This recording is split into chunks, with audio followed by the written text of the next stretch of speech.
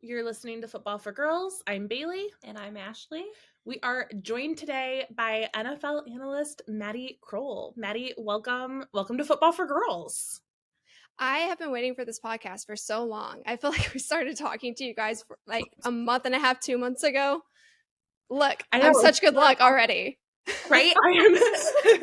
I'm so glad we were finally able to connect and make it happen because it has been a long time coming. You're one of the first people we reached out to. And then it took me forever to be on. I went through the podcast. You guys have so many episodes now. It is hard, especially towards the end of the season. There's just so many different events. And then immediately after the Super Bowl, you start getting ready for the draft and all of those good things. And so the schedule just stays busy constantly. Well, yeah. I mean, we've been watching you on social media, and it's like you just hit the ground running and just go, go, go. So we're excited to finally connect and talk and hear a little bit about you and your story. Yeah, let's have a good time. I'm excited. All right. So tell us a little bit about your journey up to this point, like, as a whole, like, where'd you start? How'd you get here? The whole deal. I feel like my story is so funny because up until a year ago, I was working in a dental office full time. I thought that I was going to be a dentist going through college. I ended up being an assistant and then kind of worked my way up to admin stuff. But football's always been in my back pocket from the time I was little bitty. It's just kind of been my thing. My parents were both collegiate basketball players. My dad played professional basketball. My aunts are 6'5" and 6'4", so they were big basketball names growing up. And so everybody just assumed that I was going to be a basketball player. And I think like that was put on me when I was young. I was playing organized basketball when I was 4 years old. So football was the thing that was my thing. Nobody else really got it, but it was my space to kind of just dive into. And then I was fortunate enough, my stepdad was a high school football coordinator. And so I got to learn how to break down film from him. And that just kind of escalated things from there. And my position now really kind of just like lucked into it. I was doing a volunteer event and somebody asked me to do a podathon. And the podathon that I was on, it was basically I was in like the room. I don't know what you call that. Like I was on the computer screen with strangers. And we started talking about football. And one of the guys mentioned that he didn't think CeeDee Lamb was going to do anything in the NFL. And I just kind of popped off on him and told him he was an idiot. And then he reached out afterwards and turns out he works on NFL Network. And so I just started making connections like that. And those people just helped kind of get my name out there. And it snowballed from there. That is so awesome. I love that you kind of got in the door by like telling him Accident. he was wrong. Well, and like by proving, listen, you gotta speak your truth. Well, yeah, and like women know what they're talking about because I feel like a lot of times people don't expect that. And we were constantly, but that's the fun part. That's what everybody's always asking. Like, is it so hard to be a female in the industry that you're in? And in some ways, things like that, it's fun because you get to just see shock come over people's faces when you just hit them with the X's and O's. Yes. That's awesome. So you said football is like kind of your own thing because everybody in your family is basketball. So how did you get into that? What drew you into football? I've loved football for as long as I can remember. I have pictures of me being 2 years old walking around with a towel rolled around my neck because I wanted to have like the neck collar, the horse collar that they would wear. I fell in love during the Aikman era, the Cowboys dynasty. So that like from probably like 96 on, I was all about it. I loved football. I always had. And it just kind of progressed from there. Yeah. That's awesome. So you said during the Aikman era. So like what other coaches and players did you like grow up watching? Oh, coaches and players. Okay. Randy Moss for sure. I was obsessed with. I loved all the flashy guys. Of course, I love Orlando Pace. I don't know if you guys know this about me, but I'm a huge offensive line person. It's like my niche. It's the one thing I'm good at. The offensive line is my sweet spot. Walter Jones was another one. Coaches, there's a ton. Like so, I grew up in Oklahoma. So Bob Stoops. Everybody, of course, around here just is obsessed with Bob Stoops. He was a big one for me. And then as I got older, Bill Beanball. But yeah, those are a few. That's awesome. So, you said that your family is a big basketball family. So, like, what sports did you play? Did you play basketball? What was your journey like personally in sports, like through college and everything? You said you started with basketball at 4. So were you like burn out at 8? Or did that continue? Honestly, yes, kind of. So yeah, it was called the Little Dribblers. But I swear, like I always joke and tell people I was bred to be a basketball player, but I really think that there's a little bit of truth to that deep down, but just because my parents, they just loved it, right? So like that's what they did. But yeah, so I played Little Dribblers when I was 4, and that was kind of all I knew for a while. I did play softball for a minute. But it was always just basketball was the main thing. And I played basketball up until my freshman year of high school. And then going into my sophomore year, I decided I didn't want to play anymore. I also ran track and cross country. And my parents were devastated. This is like one of the funniest stories to me. My family had a full-on intervention, like what you would think would be happening to you if you had a cocaine addiction or some like just awful travesty. Like I walked in and it was like my middle school coaches were there, my high school coaches, the boys basketball coach, the football coach, and it was like because my stepdad was a football coach too, and all these coaches were like, you can't quit. But it ended up working out in my favor. So I became, what was that? That is amazing. It was crazy. I was like, I'm not pregnant. I'm not on drugs. I just don't want to play basketball anymore. So yeah. And my mom was like, okay, well, you can't just not do nothing. So you have to find something to do. And I ended up getting a job that allowed me to work professionally. I was able to travel the world like as a high school student and beyond. And I was also a football trainer. And so that is really what kind of escalated things, at least my football knowledge, to a whole other level, because I would spend my weekends breaking down film with the coaches. And then during lunch, I was in coaches' meetings with the players. And then I even got to tutor up some of the players schematically for certain things, which was nice because I liked being good at that. It was almost like a little job to me. And it was something I was interested in. And so it just allowed me to comprehend the game on a really intricate level. So did you do that both in high school and in college then? I didn't. So I did that in high school. I did get a scholarship offer to be a trainer at Nebraska, and I ended up turning that down. This is really embarrassing to say. In high school, I actually modeled internationally. So I was with New York Model Management and then Wilhelmina. And so immediately after high school, I didn't go the traditional straight to college route. I was doing college classes, but I was in different countries doing my thing. And when I came back to the States and decided to try to do the whole college thing, I ended up going to a couple different schools, but I was in Norman and I was at OU, and ended up living with part of the football team. And so that just kind of expanded my football knowledge because jumped right back into it. We watched film every night. They had to do homework sheets for play calling and all kinds of stuff. So that really kind of drove my love for the game up to a whole other level. What a full circle moment that you like had that experience then, like when you jumped back into that like college life, that was the experience you jumped into. It's so funny because I literally had this conversation the other day. It feels like football is every time I try to go away from it, it's just like my life circles back to it in some way. Just even after college, like I didn't ever think I would have a career in sports. I mean, I loved it. It was just, I didn't think that that's what I was going to do. And it's just, even when I don't try, it just circles back into my life, which I'm fine with.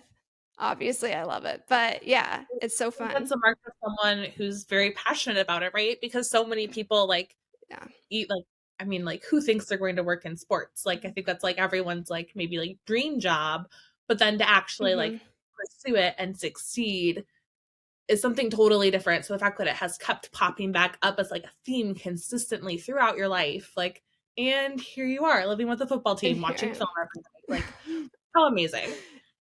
It really is. And that's why I think that's one of the reasons why I respect people like our sports broadcasters that we have.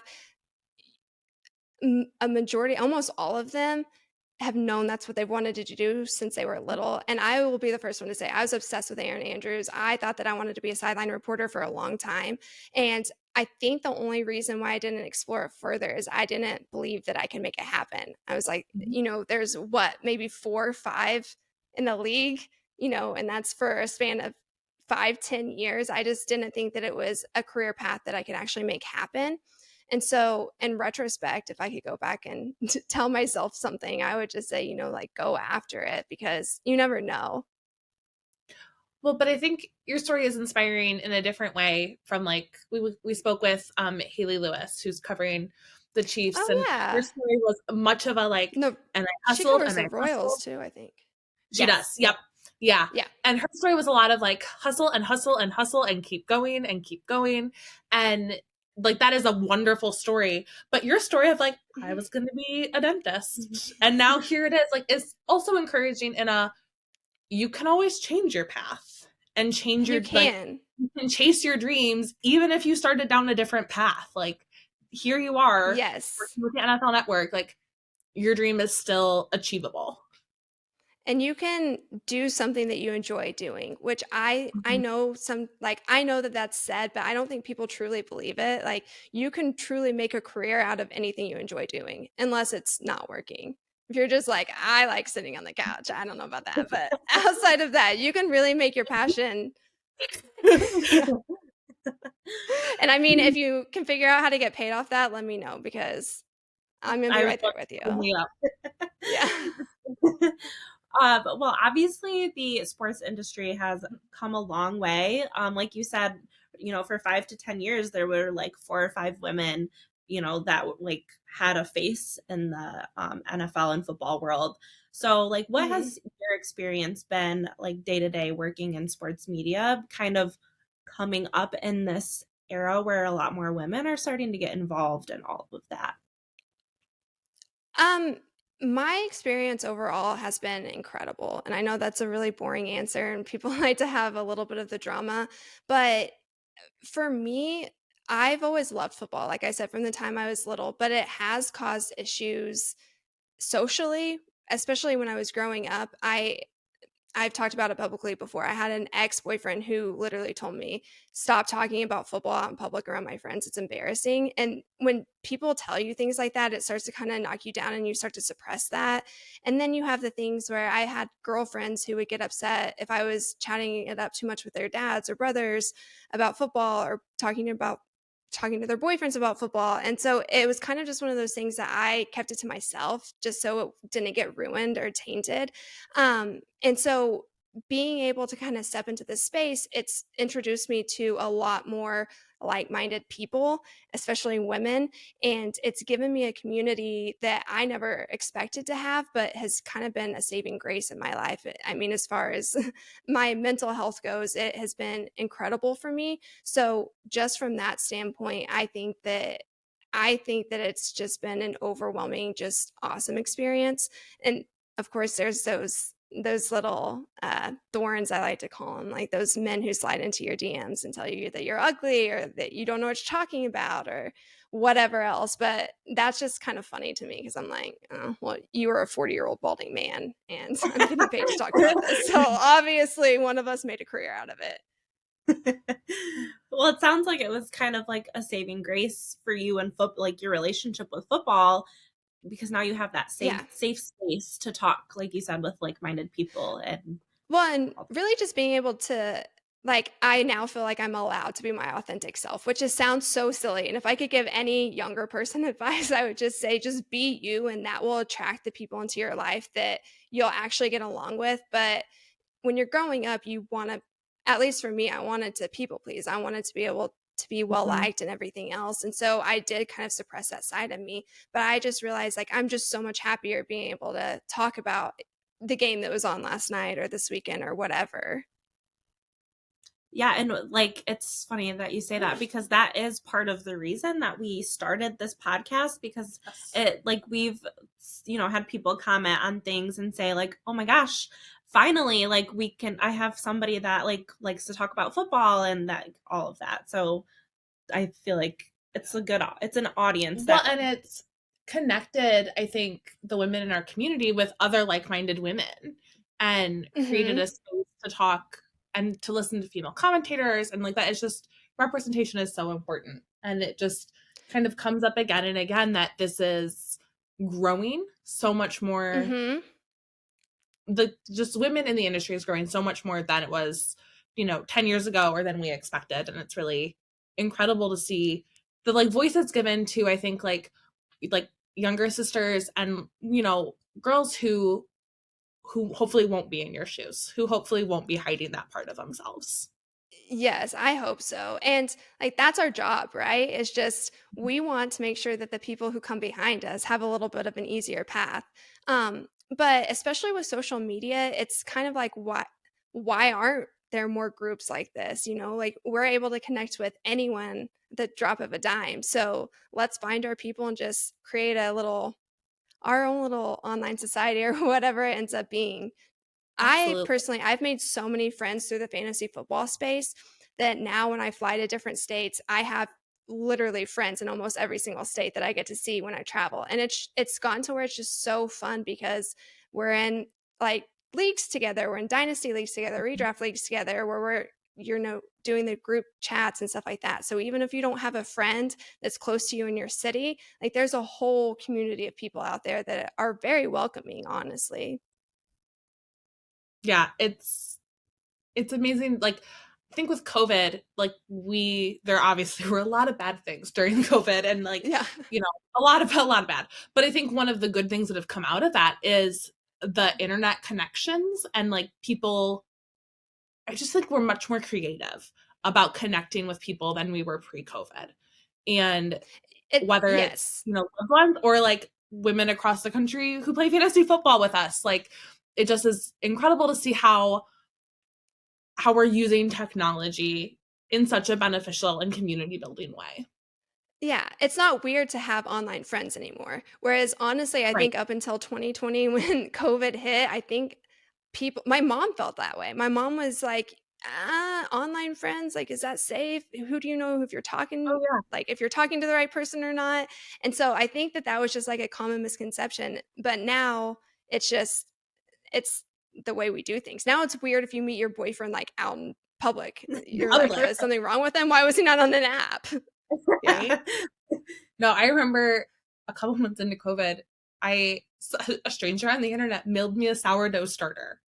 And because everyone was making sourdough bread, right? And I was like, I'm gonna start, and everyone was like, a stranger mailed that to you, and you're going to eat it? What if it's poisoned? I was like, I don't know. I mean, That might be a little bit fair. I might have to like rub it on my hand or something first, but right? that's kind of fun. Yes. Everyone else in the house was like, you eat a piece first when you make the bread, and then we'll wait a day, and then we'll eat the rest. That's fair. That's fair. We'll let you take the sacrifice. Yes, I took the sacrifice. But just it was so neat to see how it shifted and made such a great way to connect with people, and we were eating food from a stranger, like For sure. I'm such an introvert. I thrived. I was one of those people that was like, I'm fine if we never go back to reality. Like I have everything I need here and I'm good. yes.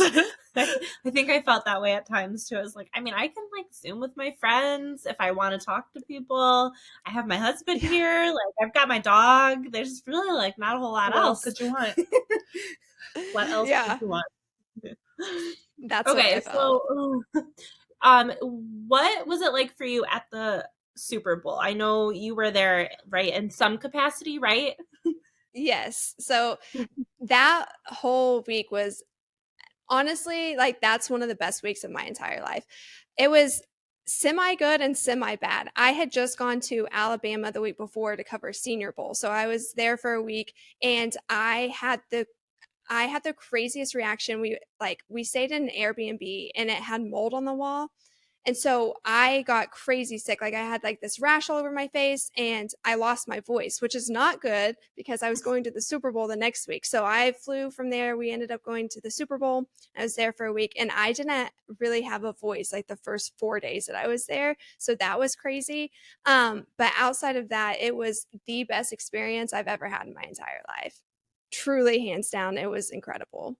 just being in that environment, being around the players, the coaches, it's a, I don't know how to explain it, but it's a different energy. When you walk in, it's just everybody is operating at a higher level, and it's so fun to get to witness. I can't even imagine. That would be, I mean, like you said, like the coolest thing you've ever done. So Yeah. So how did that experience, like, obviously you said it was like the coolest thing you've ever done. What were some of the things that surprised you about the week and about your time there? I think the greatest moment I had was opening night. They have I'm not have you guys watched kind of opening night of Super Bowl? Mhm. Okay, so you know how they have players at different stands, the media outlets can come, they interview, you get your clips and you go on. It seems very calm on TV, but actually being there, it is insane. It's a full zoo. People are kind of fighting over you. You literally have to like jump over people to kind of make your way into the line. I was like at an advantage because I'm smaller, so I was like dropping down and scooting my way through people just to get the interviews. But I waited in line for Jason Kelsey for almost 40 minutes, like almost the entire time. He was the one player I wanted to talk to, and I got up there and he laughed and it was on camera, and then they re-showed it, like replayed it at the Super Bowl event over the big screen when they were about to bring out the Chiefs, because they did the Eagles first and then they did the Chiefs. And that was hands down like the coolest moment of my life, because I was riding a high, like cloud nine. Jason Kelsey's my favorite player in the league right now. oh And I yeah. was like, he laughed at me. I turned to my friend who's with me, I was like, oh my God, he laughed at me. And then I was like, I made him laugh, and I was just kind of spinning off that. And then everybody was like, oh my God, you're up on the big screen. So that was awesome. That is so cool. So fun. So after the Yeah. Super Bowl, I know you kind of like hit the ground running for the draft, and that was a couple weeks ago now. Yes. What does the off season typically look like for you? Like, is it kind of just running from one thing to the next? Do you have some downtime? What is it like? So I have downtime in the sense of I don't travel as much, but this is really when my fantasy football stuff starts to kick up. So I'm in Mhm. a few different professional leagues, like high stakes leagues for fantasy Mhm. football, and they take those very seriously. And so you have to travel for specific drafts and things like that. But outside of that, I'm really kind of just like home, enjoying myself, maybe take a vacation. But really just kind of following teams, game planning, trying to figure out you it's it's one of those things that it's a full-time job, honestly, like weekends, whatever. There's the NFL's constantly changing and evolving, and then when you throw fantasy football on top of that, it's just you constantly are having to figure out, okay, well, now they have this player, how's that going to affect the team, a coaching change. It's just constantly you're having to re-evolve your notes and figure out what you think about a specific player or team in their specific Mhm. environment. So as much as it's kind of downtime, it's really not. I kind of No. think that it's easier during the season. It's less busy just because I'm traveling more, but I have a system and I know what I'm going to do and who I'm covering and that type of thing. Well, right, and you Yeah. don't spend, what is it, 6 weeks trying to figure out if Aaron Rodgers is in fact going to the Jets and who is going with him and what is wish listed. Like, I'm sure all of that constant changing during, I'm like blanking on the word right now. What is like Free agency. free agency? That was the word. During free agency is like a lot to Yeah, track and manage. And it is, but it's kind of fun. Honestly, when it comes to stuff like, first of all, I should go ahead and throw this out there. I'm such an Aaron Rodgers hater. People always come at me for that. as Um, well, you're in good he's just company. golly, he drives me nuts. I'm like, just like, if you need that much attention, like get on a reality show. I don't understand. Like, why do we have to be the source of your attention? But anyways, when it comes to things like that, the way it works in the league is the insiders know when things are about to happen. So like I'm not an insider, but because I work in the industry and people, like it just kind of like the tree happens and we all find out within the same like 2 hour period. And then as it starts to hit social media. So I don't really pay attention too much. I try not to pay attention to the trade rumors or anything like that. I try to focus on what's actually happening because it just takes a lot, especially the new players coming in.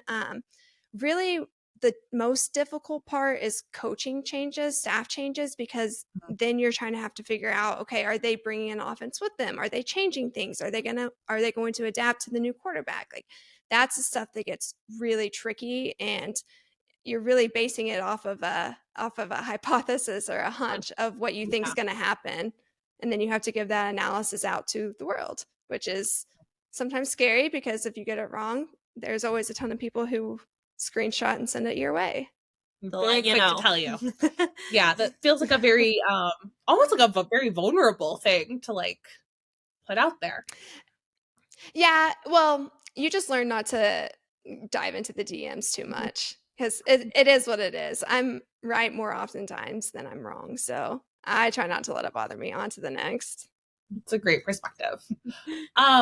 So coming out of the draft, who do you think some of the front runners were as far as like picks at the draft? Who were you happy with? Oh, or who were you not happy with? We could go the other way too.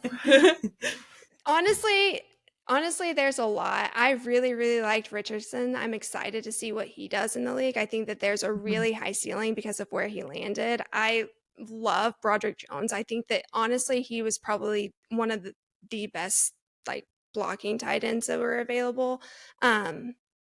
Trying to think.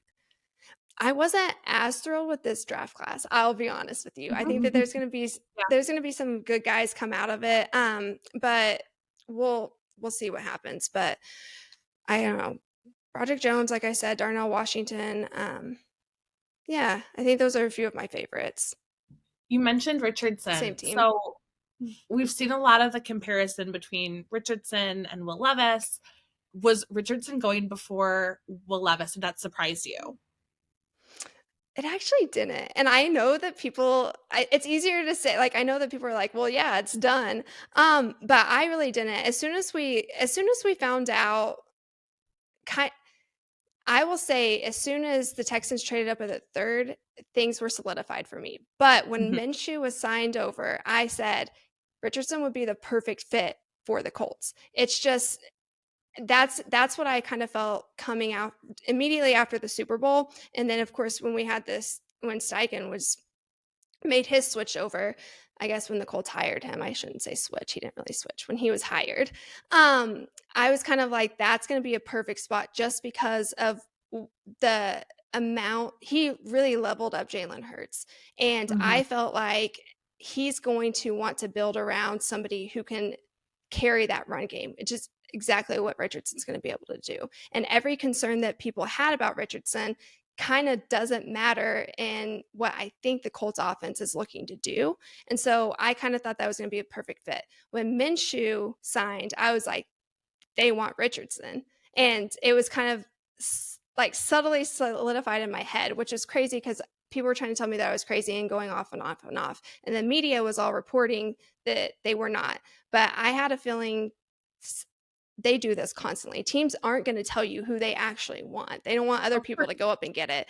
But as soon as that trade happened and the Texans swooped back into third, I was like, oh, it's a done deal because they already had their quarterback. And I was like, Richardson's at 4. And it was awesome. But no, I think that he's going to be a perfect fit in that offense. And I'm not a big Levis fan. I'm not. I think that he's going to have a really hard time adapting to the league. He's really slow at reading pre-snap. He's slow at decision-making post-snap. And that's only going to be amplified when he makes into the league.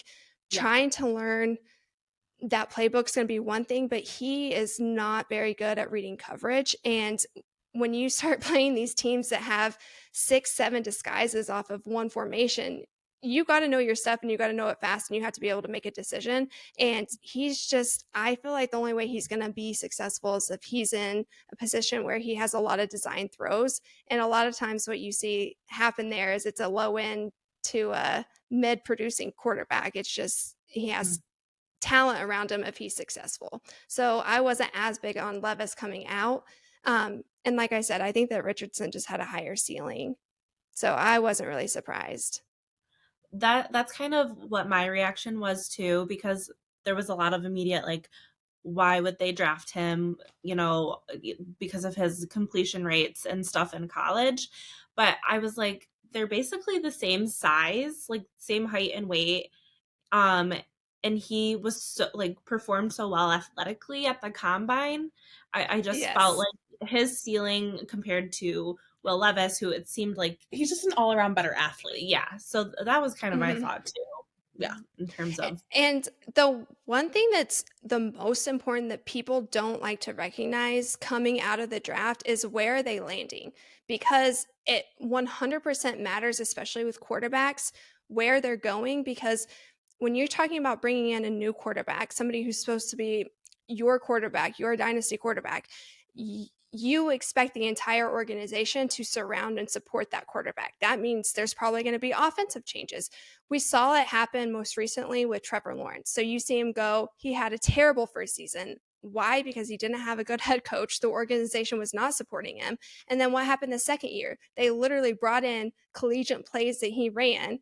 And what happens? He gets a little bit of confidence. They mix in a little bit of the NFL stuff. And then we see him make a dramatic progression in one season. That's what you expect. Like you expect your organization to do from the jump. So Anthony Richardson has such a high ceiling just based off of the environment that he's walking into. They've really, you can tell that they're making moves to set him up for success. And it's the same thing that happened with Jalen Hurts when they brought in Uncle Brian Johnson and he got to do his thing. And then just slowly we saw that progression. And especially with the quarterback game, I know obviously it's you have to have that accuracy, but Richardson is 10 times better about navigating a pocket than Levis was. He is great on his feet. He makes good, sound decisions under pressure, and he's mobile. He's incredibly athletic. So it just really expands the type of offense you can do with him, and it gives a little bit of a break to the offensive line. So you don't have to have this elite offensive line to be successful if you have a quarterback who can navigate that situation. So it's a little bit of the difference that we see happening with, like Justin Herbert right now. Love the kid. I think that he's great, but if we could find him a right tackle, probably could win a little bit more, So I think that Richardson will just have, he's a little bit more dynamic, so he'll be able to fill in the gaps. Yeah. And I think you make a really good point. Like fitting the team for the quarterback versus trying to fit the quarterback into the team. I feel like Will Levis will have like a much tougher time because he's going to be playing behind Tannehill and will have to like fit into that rather than having a team built around him. Correct. Yeah. And that's where things kind of get rough too, because you can step into roles and it's a little bit of an easier transition. So we saw like Lamar Jackson, we've seen Patrick Mahomes, where they stepped in, they took over the role and they did okay. And then afterwards, the offense started to build around them and they really became successful. But they both had decent quarterbacks ahead of them that they could kind of learn, and they had that progression with. I don't know how much Tannehill is going to be able to help develop, but we'll see. You never know, I guess. It'll definitely be interesting to see the Colts over the next few years, though, and how having Richardson there kind of changes the dynamic for their team. We're big Lions fans. We're both from Detroit, so we're really hopeful that we'll at least make the playoffs this year. The Lions are the people's team this year. They really are. There's so many of us that are rooting for the Lions just because we want it for them. Wait, how did you guys feel about the little Swift trade? Were you upset about that? Were you happy? It's so funny. Like where we were, like at the draft, we couldn't really hear anything, and obviously you're not watching it on TV, so you can't hear any of the comments that are being made about it. And so originally it was like, and our family was all mad and didn't want to talk to us because we were telling them who was picked before it was announced on TV. So they were like, yes, off on text. So they weren't giving us any of the like commentary. They're like, you're ruining it. Yes. I mean, like, literally. So at first I was like, I mean, I don't know if that makes a lot of sense, like drafting Gibbs, but then with the trade, I was like, this does kind of make sense because, they say he's going to be really good. And I think Swift, like he was hurt a couple different times this year and like didn't produce as much as Jamal Williams did. So I feel like, I don't know, I guess we'll see what happens and if it pays off. But I think overall I was fine with it. It will pay off. It will pay off. It's a really good, it was honestly a very good move. honestly, for both teams. I think the Eagles scored as well, but no, it's a really good move, and he's so dynamic. It was really funny to me, though, because on social media, as far as Twitter goes, there were a lot of fans that were out there saying, like, oh, this much just for a back, blah, blah, blah. And I'm like, he's not just sitting there. He's a great receiver. You guys are going to get a lot out of him. And I think that it's really going to broaden the offensive scheme for you all. So I'm excited. I think that it's a really good move. Fingers crossed. That's what we're hoping. Who are some of the teams that you're hopeful and excited about this season? Aside from the Lions, of course. The Eagles, of course. I'm very excited for the Eagles. The Eagles were my pick to win the Super Bowl last year. I picked them March, so I was really upset that they didn't win. But I'm for sure rooting for the Eagles. Some of my favorite players play for the Eagles. But there's a few teams that I think are really going to make a jump. I think the Colts are going to be better than what people think. The Seahawks are going to come back swinging. I know that they're not as much of a wild card as what they were last year. The Steelers made a few improvements specifically to their offensive line that I think are going to help. Who are some other teams I'm really excited about? We'll see what happens with the Ravens. I'm very intrigued by what's going to happen there. But I would say I'm most excited about the Eagles. Yeah, we were also kind of, well, I guess we were a podcast divided technically, but I was rooting for the Eagles. I was as well. Yeah. You were. Grace is a big Patrick Mahomes fan. Okay. For good reason. He's a great quarterback. He's a wonderful quarterback, and it's been really amazing to see that program over the last few years. We wanted to close with some like rapid fire football questions. Who's your favorite team? Can be NFL or college. Okay, Sooners for college. Of course, okay. Boomer Sooner. Right now, Eagles for the NFL. It does change, though.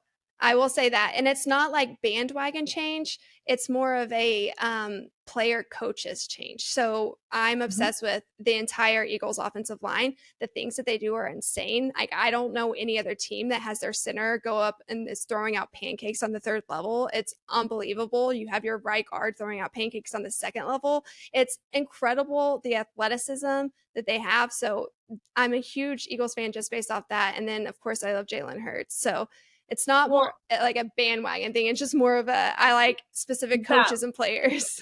Was it their offensive line or defensive line that did the Christmas album this year? Offensive line. Yes. 3 of their offensive linemen. So Lane Johnson, Jordan Mailata, and Jason Kelsey. It's amazing. We love that so much. Yes.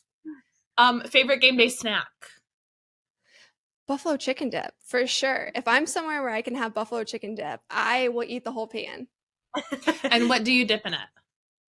Because we're a little bit divided on what we dip. Celery. Like, I've had leftover buffalo chicken dip on in an omelet before. Like, when I say I'm obsessed with it, it's ranch and buffalo sauce and cheese. Like, what? Who doesn't like that? You can have it on anything.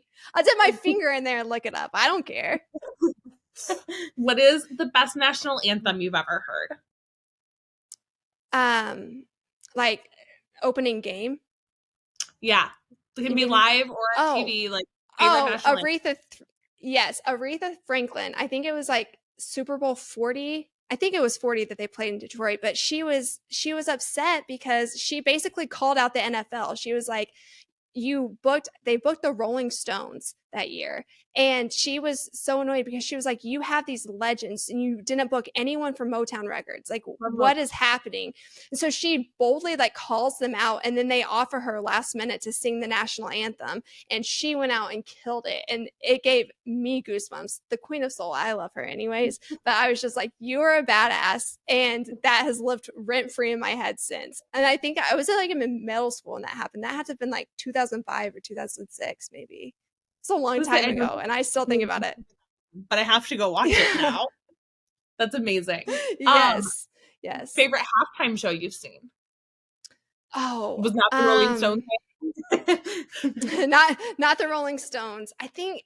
Oh, that's hard. Probably a couple of years ago when it was Mary J. Blige and 50, all Kendrick. That was incredible for me. That was a good one. That was really amazing. Favorite stadium you've been to? Oh, Okay, that's tough because there's stadiums that have a lot of nostalgia and you're like, there's so much history here, like Lambeau Field. But SoFi is probably like my favorite stadium. I love SoFi. Have you guys been? We haven't. You haven't been to But okay, make it a point to go to SoFi. SoFi is incredible. It's a pain to like park and get to, so you just go ahead and Uber there. But outside of that, it's cool because it's almost like an indoor outdoor stadium, and it's almost like it's just not like anything you've ever seen before because you kind of feel like you're like in this futuristic place. I don't know how to describe it other than that. You kind of have to like be there to experience it. But even I've been for like a concert also, and it's just incredible. The sound's awesome, which I love, and I think that's very important for football games. But yeah. Oh, also I love the bank in Baltimore. I think SoFi's taking the cake though. Sorry. Yeah, SoFi is we get that one a lot. Yeah. So the next question, everyone's been unanimous so far, so we'll see if you break the pattern. Who is the craziest fans? The craziest and like the most wild, outspoken, or the craziest and like I'm scared of them fans? Yes. All of the things. All the things. I would say, and this is crazy, I would say the Browns fans scare me just because they're loyal to a fault. Like I guarantee you if the Browns came out and were like, okay, we're going to murder these group of people, there would be some little like mob mentality from the Browns fans that would make that happen. And then outside of that, I think like the craziest, like the most vocal, loud, like people are Raiders fans. Yep, we'll get the Raiders a lot. Browns, that is a new one, but fair point. Like Ohio people, we got a lot going on. Like, it's just like from the time that they're born, you have to be born. It's like yeah, and like I'm gonna make a lot of Browns fans mad, but it's a semi cult. Like I swear, you have to be like blood in, blood out for the Browns. Oh yeah, well, and I mean I'm very outspoken about my hatred about the Browns uniforms, but like literally, I can't imagine a worse colors or color combination. Like that's the way I feel about the Chiefs. I'm like, are we watching Ronald McDonald play? I don't understand. It's awful. Yeah, no, it's a lot. So the Browns uniforms, you're not game on. No, that's like poop brown. Like who would pick? Like who would pick that? Who has your favorite uniforms? Oh, I mean, I'm very partial to the Lions blue. In general, I like blue uniforms. I like the blue uniforms better. You like the Seahawks. I love the Seahawks uniforms. Seahawks have good uniforms. I think my favorite uniform in recent history is the Cincinnati all white with the stripes. It's like it just looks so cool. Yeah, the all white ones for Cincinnati were very sharp.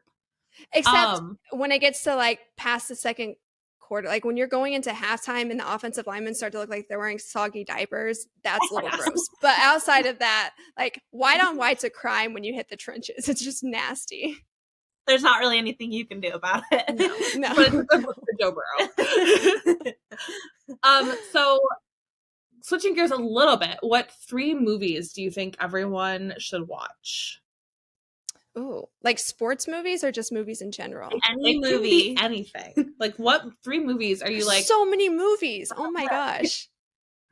Wow.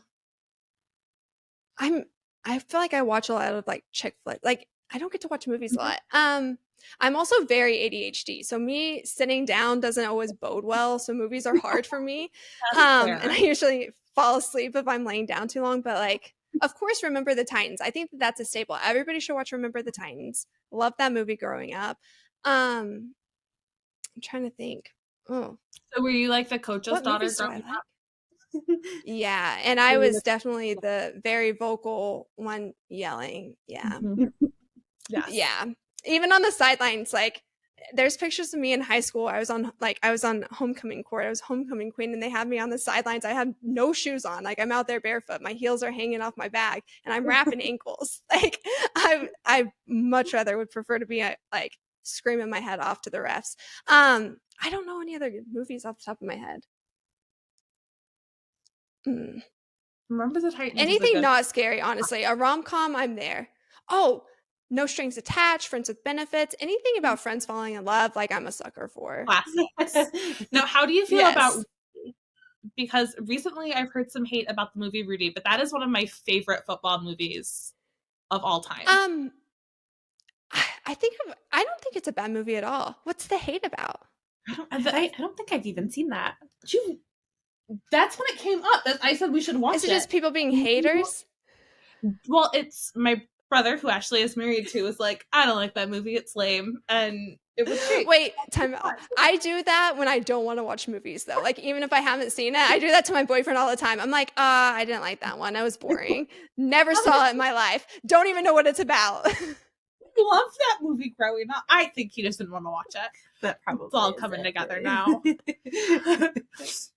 It's funny that you say that about like not being able to sit down and watch a movie. This is totally random. I have a friend who is like that, and I'm like, okay, I need you to watch this movie, but you're gonna have to take breaks because I know you cannot watch the whole thing in one sitting. So like pause it after like 30 minutes.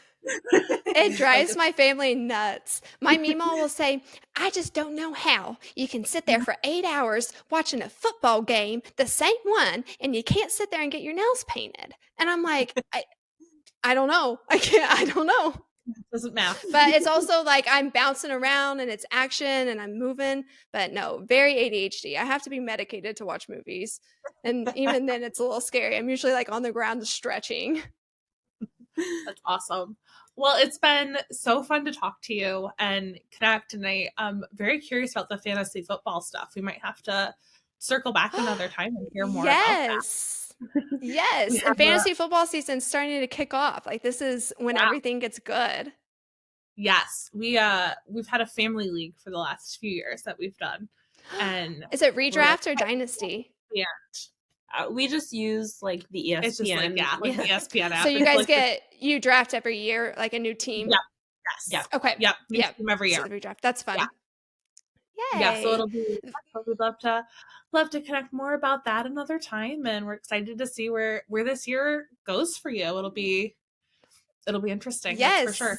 You guys too. It's gonna start being more and more fun to do these whenever, especially when we get close to season. Oh my gosh. Yeah. We're so excited. It's gonna be awesome. Thank you guys